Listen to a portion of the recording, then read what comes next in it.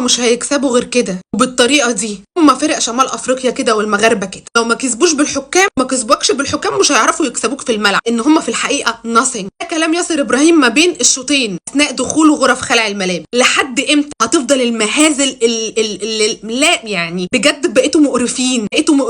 هنفضل ساكتين لحد امتى على القرف اللي بيحصل ده؟ مش هيعرفوا يكسبوك بالحكام، مش هيعرفوا يكسبوك في الملعب، ان هم اقل من اللي هم يكسبوك اصلا في الملعب، لا امكانيات ولا اي حاجه، بس بالشو. يعني ايه دوري ابطال افريقيا دور المجموعات هيفضل امتى ما فيهوش فار؟ احنا يعني انا نفسي اسال سؤال، القاره الوحيده اللي ما فيهاش فار في دور المجموعات. طب انتوا معكوش فلوس تدفعوا الايجار ندفع لكم، احنا ما عندناش ادنى مشكله. هنفضل في القرف ده لحد امتى؟ يعني بدايه من ضربه الجزاء من ايد ديانج الفخدو حسبت ضربه جزاء، ماشي خلاص، ده قذاره تحكيميه، اوكي تمام خلاص. الحكم ده اصلا يعني هو اساسا واخد تارجت على راي كابتن وائل جمعه، وهنيجي لوائل جمعه، هما بيجاملوا الجيش الملكي على حسابنا عشان خاطر الظلم اللي اتعرضوا له الماتش اللي فات. طب احنا مالنا؟ ما اعرفش، سكتنا وقلنا ماشي. ده تنفيذ ركله الجزاء اساسا المفروض تتعاد، اللعيبه كلها داخل منطقه الجزاء اثناء الشوطه وبرده عادي، واتحسبت ضربه الجزاء ودخلت وقشطه وتمام. اديت لزيزو كوره الاول خالص عشان شاط الكوره بعد الصفاره، اديته انذار، وزيزو جاله يعني الواد داخل عليه اصلا داخله سمع صويته زيزو من المغرب، وقلت عادي ولا عملت نفسك الانذار ما بتطلعش غير لعيبه النادي الاهلي. محمد شريف الواد تدخل معاه برده ما اديتلوش انذار. اي حاجه على النادي الاهلي بتتحسب. لحد امتى هنفضل عايشين في القرف ده؟ لحد امتى؟ والله بجد انا قرفت من دوري ابطال افريقيا، بقيت اكره اتفرج على الماتشات بتاع دوري ابطال افريقيا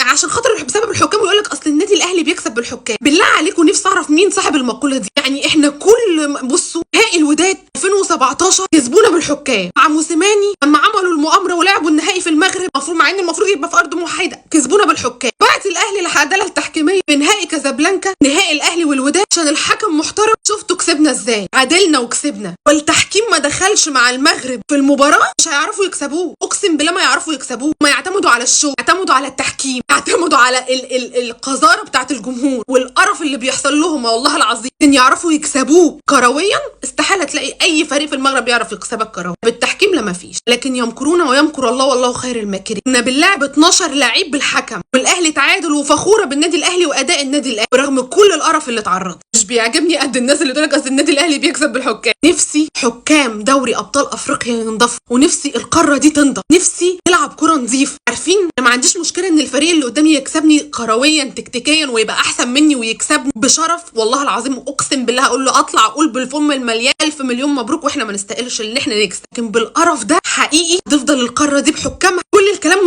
مش هيوصف القرف اللي جواه. ونفسي تسمعوا الكلام وتقولوا لي ليه ما فيش فار في دور المجموعات. ايه الفايده؟ نفسي حد يقول لي. والله ندفع لكم الفلوس، والله مش هنأخرها عنكم، ندفع لكم احنا ايجار الكاميرات والتلفزيونات. انضفوا بقى شويه بقى، قرفتونا.